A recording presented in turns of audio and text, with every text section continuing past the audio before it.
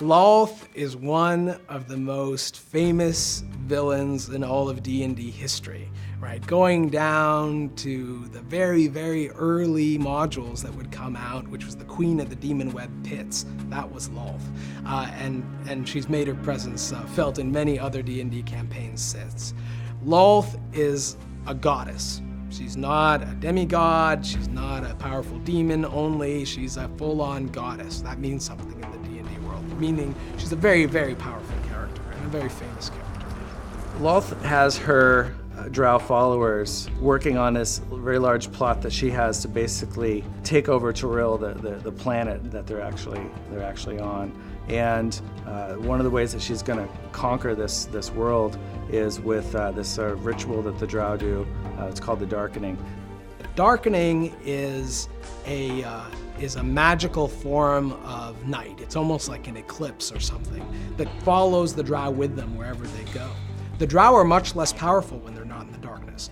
They've become acclimated to living in the Underdark. They're used to living in total darkness, and it gives them an advantage over their enemies. And when they attack the overworld of Faerun, they bring the darkness with them. And this is something the players will encounter. In designing the Demon Web, we heavily relied on the writings of Wizards of the Coast.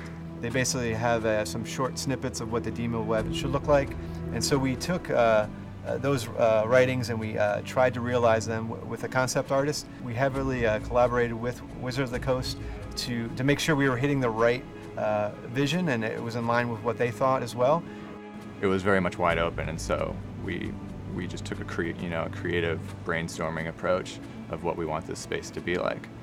The biggest challenge with the Demon Web is it's a large space.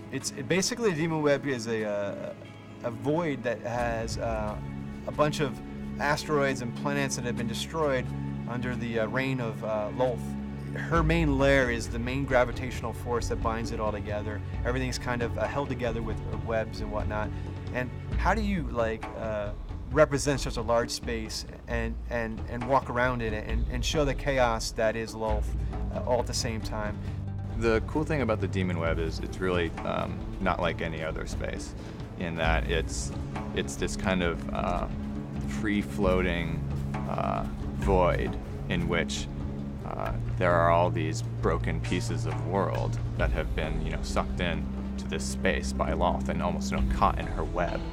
And the players, are traveling through this space where it's like there's no up, right? So what's really important for Jeff and I is to give the players that sense of vertigo, of disorientation, obviously without making anybody sick, but we want to capture that to help make this space feel very unique. For me, just the epicness of it, that's really hard.